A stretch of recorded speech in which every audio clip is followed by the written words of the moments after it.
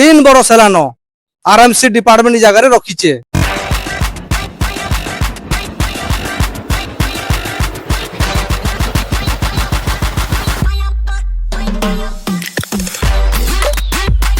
Eco park भितरे जेन store room अच्छे से स्टोर रूम भितरे आज को 3 वर्ष हेलान वाटर कूल मेसीन थुआ होइछे। पानी रो व्यवस्था जेना पीवा पानी रो व्यवस्था रहसी से लागबा कथा सामना रे, किंतु 3 वर्ष हेलान इने पड़ी रहिछे।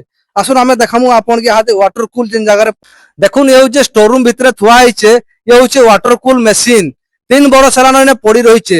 रेडाकोल रो जनसाधारण ताके देखबा जरूरी है, जानबा जरूरी है। बहुत गुड़े जिनिस जेनटा समस्या रही लुचि रही अधिकारी माने लुचेगी रखीचन, किंतु समाने तांकर दरमहा लगी समाने व्यस्त, लेकिन काम करमारे समाने व्यस्त नाइन। आमे देखौचुन देखुन पूरा फ्रीजर पूरा थुआ होइछे कभर सह 3 बरस हेलान आरएमसी डिपार्टमेंट जगह रखीचे। तो ई भितरे रखा होइछे वाटर कूल मेसीन।